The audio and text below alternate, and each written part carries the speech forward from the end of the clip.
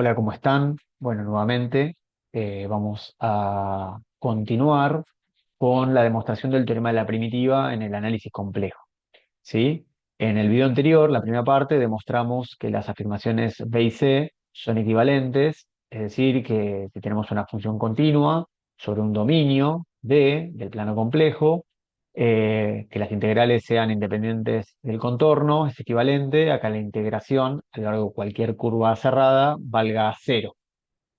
Y en esta segunda parte del video, ¿sí? Vamos a demostrar que la independencia de caminos es equivalente a la existencia de primitivas de la función f. Bien, vamos a avanzar con esta parte de la demostración, que es la que nos había quedado pendiente. Entonces vamos a demostrar en primer lugar que A implica B, ¿sí? Que si tenemos una primitiva, cualquiera, las integrales son independientes del contorno, ¿sí? Bueno, en primer lugar, tomemos, ¿sí?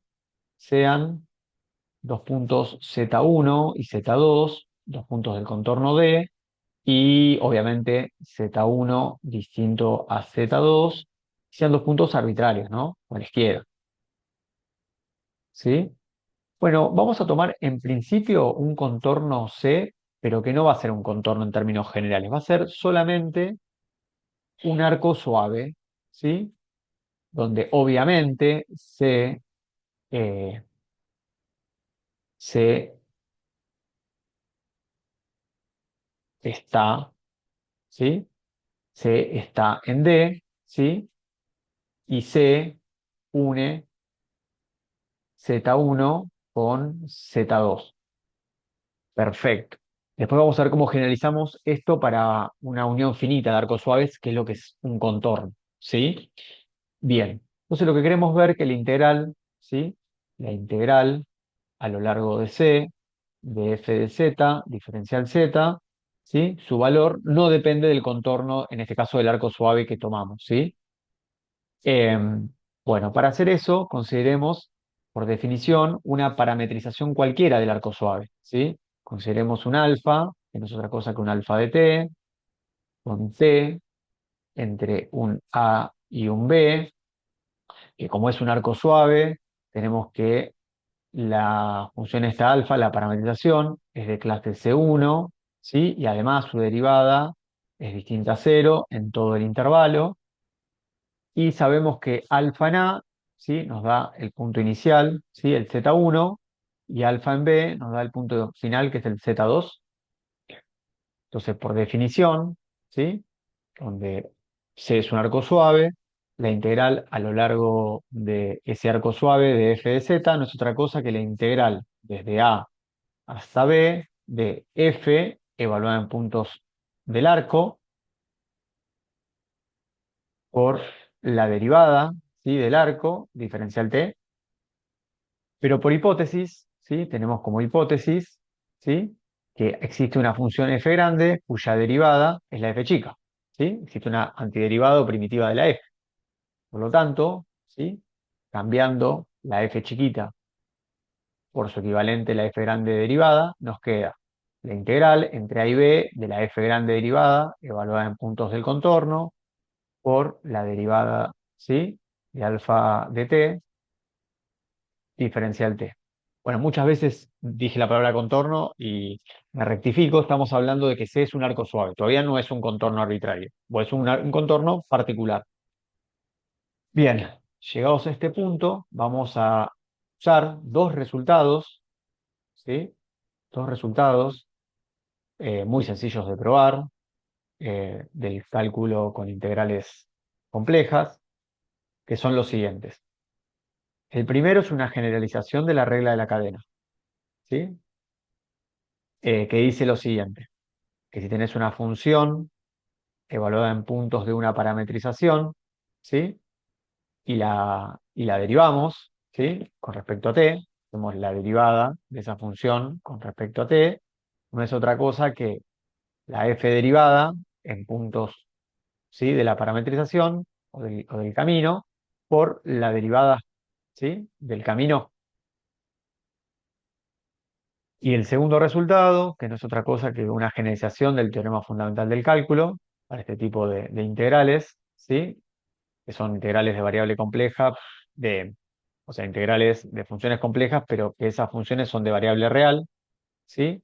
La integral entre a y b de una w de t, ¿sí? W es una función compleja de variable real, ¿sí?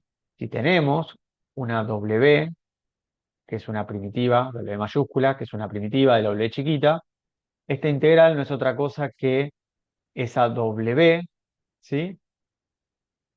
Evaluada en b, menos esa w grande evaluada en a, ¿sí? Que no es otra cosa que la regla de Barrow. Por lo tanto, usando estos dos resultados, fíjense lo siguiente, que acá adentro, ¿sí? Tenemos una función y por el resultado 1, ¿sí? Esta función es la derivada de la f grande, ¿sí?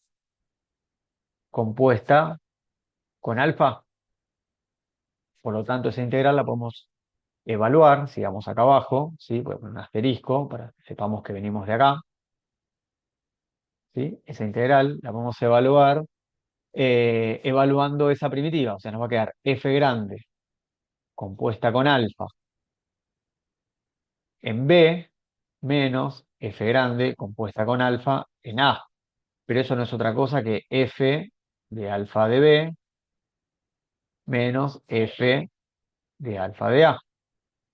Pero alfa de B y alfa de A, ¿quiénes eran? Alfa de B no era otra cosa que el punto final, ¿sí? Z2. Y alfa de A era el punto inicial, que era Z1. Por lo tanto, esta integral nos queda la primitiva, ¿sí? Evaluada en Z2, menos la primitiva evaluada en Z1. Y como el punto Z2 y Z1 eran arbitrarios, ¿sí? Bueno, tomando cualquier arco suave que una esos dos puntos, su valor no depende, ¿sí? De la forma de ese arco. Depende solamente del punto inicial y el punto final. O sea que esta integral es independiente de la trayectoria. ¿Cómo generalizamos esto para un contorno arbitrario? Bueno, tomemos C, un contorno arbitrario en D, ¿sí? En particular, que une, en este caso, los puntos que va a unir, que une dos puntos fijos, que por comodidad los vamos a llamar Z0 y ZN, ¿sí? Z0 es distinto a ZN. Es decir, tenemos por acá un Z0 y por acá un ZN. Bueno, por la definición de contorno, un contorno es una unión finita de arco suave unida de sus extremos, ¿sí? O sea que tendríamos acá así, así, bueno, no sé cómo hace por acá, así, ¿sí? Y así. O sea que nuestro contorno no es otra cosa, ¿sí? Por acá, así, puede ser así, así y así.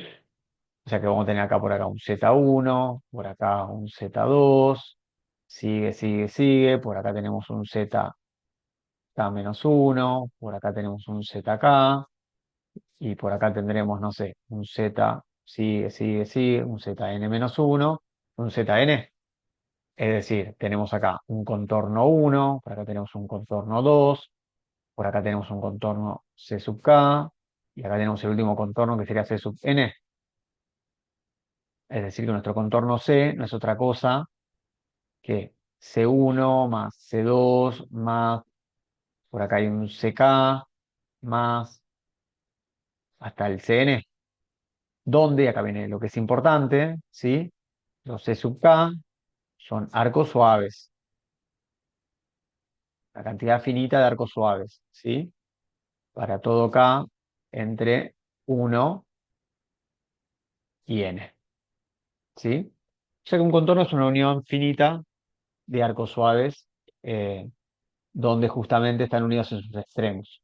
Por lo tanto, ¿sí? Cuando queremos calcular qué pasa con la integral a lo largo, no, no es cerrada, a lo largo del contorno C de f de z diferencial z, no es otra cosa que la integral a lo largo del C1 de f de z diferencial z más la integral a lo largo del C2 de f de z diferencial z más, ¿sí? Integral a lo largo de Cn-1 de f de z diferencial z más la integral a lo largo del contorno Cn, que es un arco suave, de f de z diferencial z. Pero por lo que vimos hace un ratito, ¿sí? Por lo que ya vimos, por resultado para los arcos suaves, esto no es otra cosa que, ¿sí? Lo que sería la primitiva f, ¿sí? Evaluada en los extremos. ¿Estamos de acuerdo? Entonces, por cuestión de comodidad, voy a empezar por la última integral. Esta que está acá no es otra cosa que f evaluada en el punto final, que sería zn, menos f evaluada en el punto inicial de ese arco suave, que sería z sub n menos 1. Esta que está acá sería f evaluada en el punto final, que sería zn menos 1, menos f evaluada en el punto inicial, que sería zn menos 2, ¿sí? Y así con cada uno de estos arcos hasta, ¿sí? El arco C sub 2, que sería f evaluada en z sub 2 menos f evaluada en z sub 1. Y acá el primer arco sería f evaluado en z sub 1 menos f evaluado en z sub 0. Si se fijan, acá hay un comportamiento telescópico. ¿Por qué? Y porque lo que sería el punto inicial en la curva, ¿sí? En esta, en la curva C sub n, el punto final es f, o sea, el zn, es f evaluado en ese zn. Pero el punto inicial es f evaluado en zn-1, pero va a ser el punto inicial, perdón, el punto inicial de la curva C sub n es el punto final de la curva C sub n-1, o sea que este se va con este. Lo mismo va a pasar con ese punto inicial de la curva C sub n-1 con la curva C sub n-2.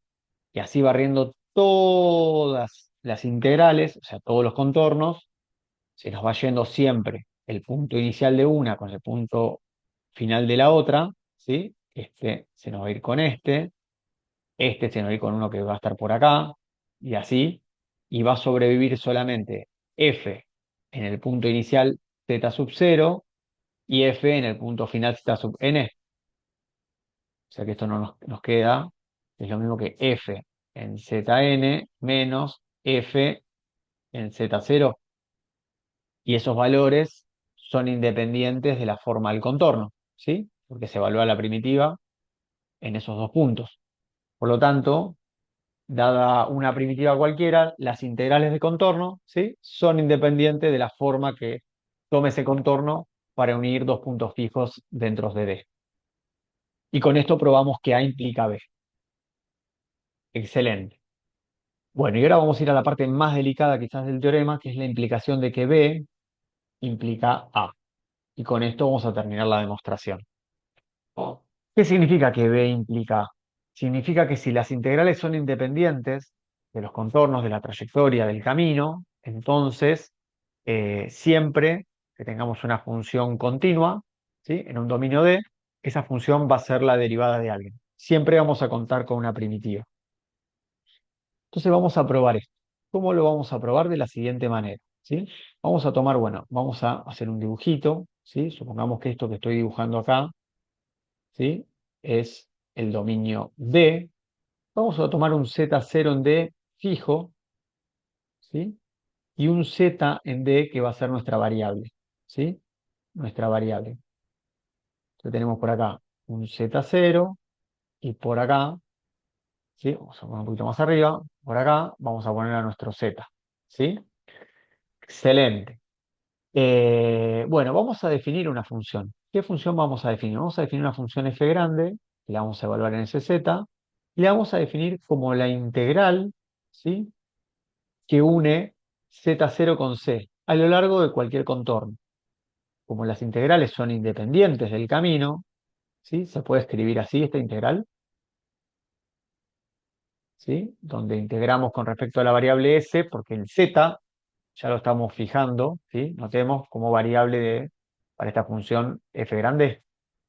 Entonces, esta función está bien definida, esta función está bien definida para todo z en D. ¿sí? Porque para cada z esa integral da un valor independiente del camino seguido que una, ¿sí? El camino, no sé, que una, ¿sí? Este sería un camino, ¿sí? Z0 con z. Excelente. Entonces, ¿qué es lo que queremos ver? ¿Qué queremos ver? Bueno, lo que queremos ver nosotros es que justamente el límite, cuando delta z tiende a cero de el cambio de la f sobre el cambio de z, ¿sí? No es otra cosa que f chiquita en z. Pero esto, por definición de límite, ¿sí? No es otra cosa que probar que para todo épsilon mayor a cero existe un delta, también mayor a cero, que depende obviamente de ese épsilon, tal que, ¿sí? Si el delta z en módulo, ¿sí? Es mayor a cero y menor que el delta, entonces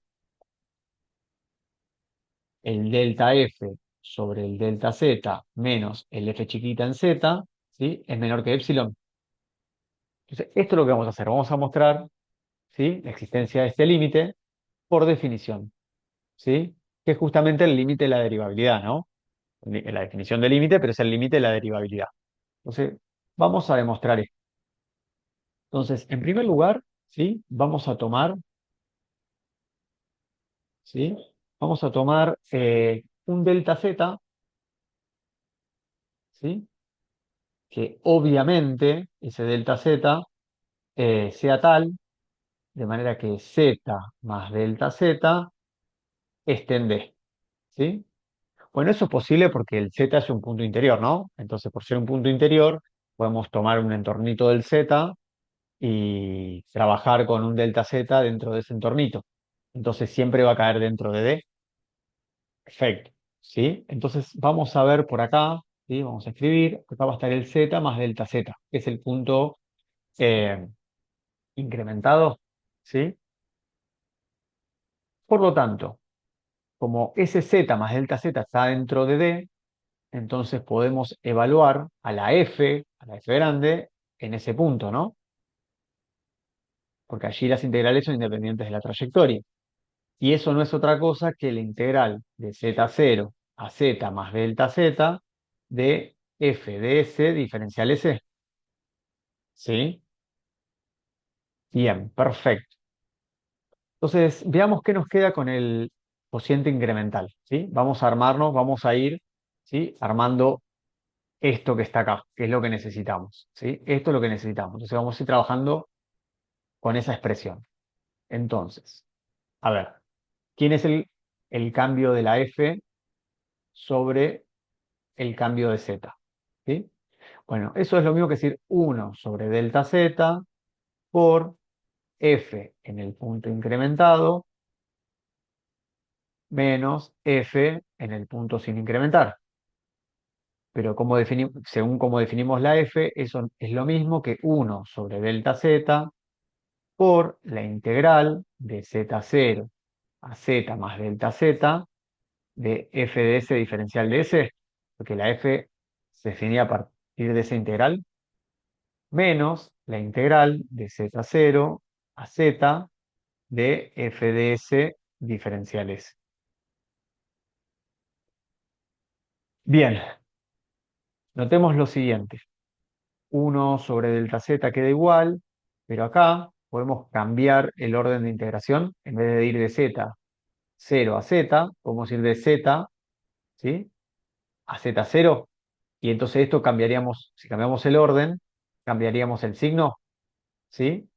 Entonces, ¿qué nos quedaría? Nos quedaría la integral de z, lo voy a recorrer así, ahora lo borro, de z a delta z, perdón, a z sub 0, y después la integral de z sub 0 a z más delta z, ¿sí? Entonces, eso lo podemos escribir como una sola integral, y nos quedaría la integral, a ver si están de acuerdo, de z a z más delta z,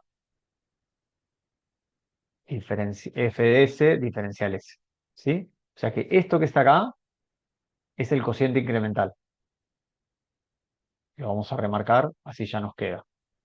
¿Sí? Esto que está acá, vamos a remarcar un poquito mejor, ahí, es el cociente incremental. Bien, en particular, fíjense que cociente incremental tiene sentido, nos da 1 sobre el incremento por la integral que va de z a z más delta z, ¿sí? Fíjense, venido acá. Sería esto que está acá. La integral sería integrar desde z hasta z más delta z. Bueno, en particular, ese sería el incremento, ¿no? En particular, vamos a considerar, ¿sí? Como camino, de aquí en más, ¿sí? Para esa integral, el camino que vamos a considerar es el camino, que es el segmento que une z con z más delta z. Vamos a llamarlo C a ese camino, ¿sí? Entonces, vamos a poner acá. O sea, C es el segmento que une Z con Z más delta Z, ¿sí? Y cuando hablemos de esta integral, vamos a estar hablando de la integración a lo largo de ese segmento, ¿sí? Vamos a particularizar, ¿sí? Como cualquier contorno con uno de esos puntos, la integral toma el mismo valor, vamos a pensar al integral sobre ese segmento, ¿sí? ¿Estamos de acuerdo? Bien, entonces, nosotros queremos trabajar con el delta f sobre el delta z, que es el cociente incremental, menos f chiquito en z, ¿sí?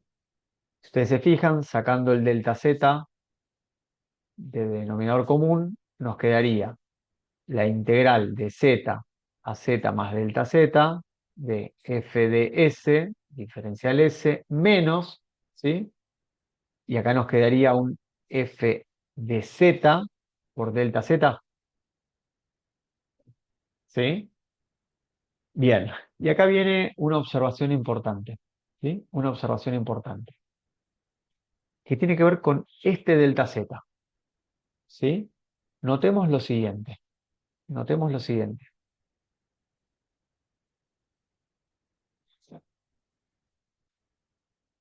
observación, ¿sí? ¿Qué pasa si integramos de z a z más delta z, ¿sí? La función uno, ¿sí?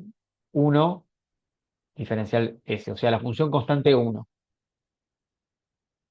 Bueno, recordemos que la función que queríamos usar como, no la función, que queríamos usar como contorno de unir esos dos puntos, el segmento que une z con z más delta z, ¿sí? O sea, usando c, si lo parametrizamos, ¿cómo se parametriza eso? Bueno, va a ser un alfa, ¿sí? Que va a ser un alfa de t, que es la forma estándar de parametrizar un segmento, va a ir del punto inicial más el punto final menos punto inicial, que nos quedaría un delta z por t, con t entre 0 y 1, esa es la parametrización natural. Entonces, la derivada de esa parametrización, que sería derivar esto con respecto a t, no es otra cosa que delta z. Entonces, esta integral, por definición, sería la integral entre 0 y 1 de evaluar a la función en el punto del contorno. Como la función es la constante 1, nos queda 1 por la derivada alfa de t, que sería por delta z, diferencial de t. Pero el diferencial de z es constante para esta integral. Entonces sale afuera la integral y nos queda por la integral entre 1, 0 y 1 de diferencial de t, que es 1. Es decir, la integral compleja de un segmento que une dos puntos fijos de la función compleja 1 no es otra cosa que, ¿sí?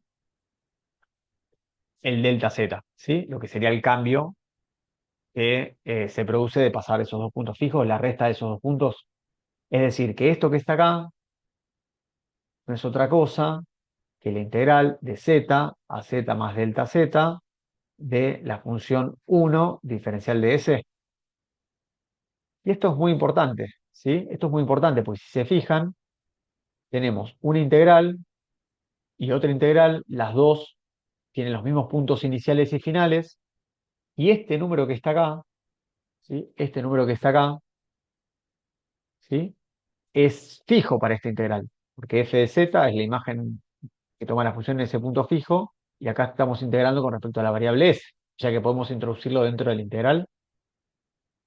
Es decir, pasemos en limpio todo lo que dijimos hasta ahora. El cociente incremental menos f de z, ¿sí? No es otra cosa que 1 sobre delta z por la integral, ¿sí? Que va de z a z más delta z, de la función f de s diferencial s, menos la integral de z a z más delta z de f de z diferencial s, y como esas dos integrales tienen los mismos puntos iniciales y finales, ¿sí? Eso no es otra cosa que la integral, y habíamos considerado, además, que estábamos integrando con respecto al segmento que une esos puntos, eso no es otra cosa que la integral de z a z más delta z de la función f de s menos f de z, ¿sí? Excelente. Y nosotros lo que queríamos era calcular qué pasaba con esto, ¿sí? Con esa diferencia, que no es otra cosa que esta diferencia,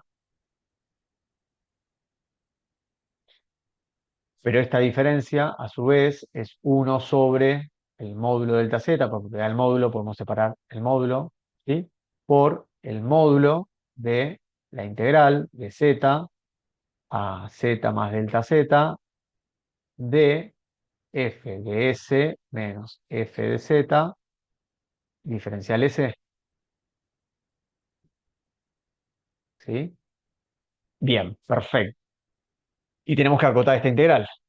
Bueno, entonces ahora, tomemos un épsilon arbitrario, dado épsilon mayor a cero arbitrario, ¿sí? Ya hicimos todo el trabajo fino de cuentas, ahora vamos a cerrar las ideas. Tomemos un épsilon mayor a cero arbitrario, ¿sí? Como f es continua, ahora vamos a usar la hipótesis de la continuidad en todo el interior, ¿sí? De este disco, en el conjunto, de este disco no, de este dominio, en D, en particular es continua en Z, ¿sí? En el punto Z. Pero como f es continua en Z, para ese épsilon arbitrario va a existir un delta, ¿sí? Que es un delta que depende de ese épsilon, ¿sí? Tal que si los puntos S, su distancia al Z es menor que ese delta, entonces la distancia de f de S a f de Z es menor que épsilon. ¿Sí? Eh, entonces, basta tomar, ¿sí? Basta tomar, ¿sí?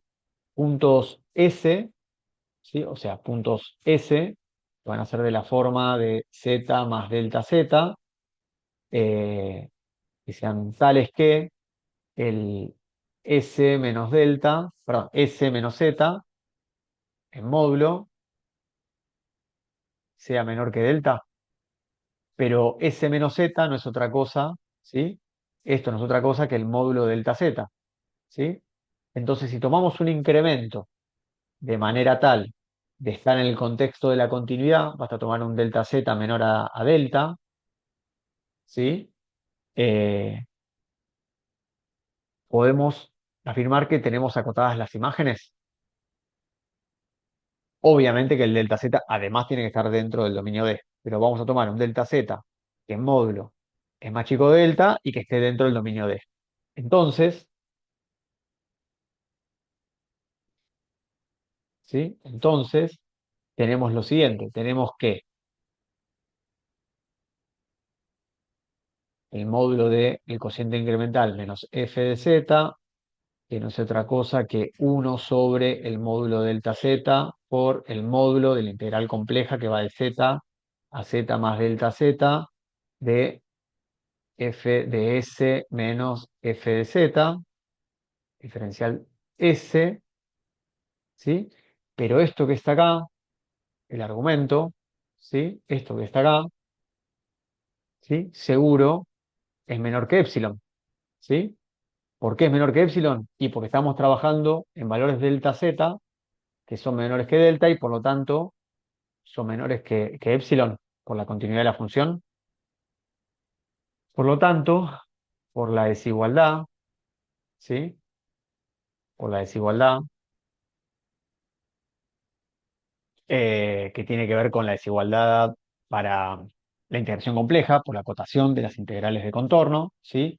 Una integral de contorno está acotada siempre y cuando el argumento esté acotado. ¿Y va a estar acotada por qué? Va a estar acotada, ¿sí? O sea, el módulo de esa integral compleja va a ser menor, en este caso, ¿sí? Que la cota, ¿sí? La cota del argumento por la longitud del contorno. O sea, acá sería la cota, esto sería la cota, y acá iría la longitud del contorno, ¿sí? Pero el contorno era un segmento. ¿Cuál era la longitud del segmento? Y la longitud del segmento es delta z, ¿sí? ¿Estamos de acuerdo? Entonces, eh, delta z en módulo, ¿no? Es la distancia entre z más delta z menos z. Bueno, la distancia es delta z, por tanto cancelamos, cancelamos, y nos queda lo siguiente, nos queda que entonces que el módulo de delta f sobre delta z menos f de z es menor que epsilon. Y esto es justamente lo que queríamos probar, ¿sí? Tomamos un epsilon arbitrario, ¿sí? Consideramos un delta z menor a delta, ¿sí? Encontramos acá un delta, y por lo tanto delta f sobre delta z menos f de z es menor a epsilon. Y eso no es otra cosa que afirmar que el límite, cuando delta z tiende a cero de delta f sobre delta z, es f chica en z. Pero esto es equivalente a decir que la derivada de la f en z, el f grande en z, es la f chiquita en z. Y como el z era arbitrario, esto vale para todo z en d. Y bueno, y acá probamos que si las integrales a lo largo de cualquier contorno que une dos puntos fijos toma el mismo valor, la función f chiquita tiene una primitiva. Y con esto terminamos la prueba de este teorema. Bueno, espero que hayan podido seguir el desarrollo y que les haya aportado a la comprensión del teorema. Muchas gracias.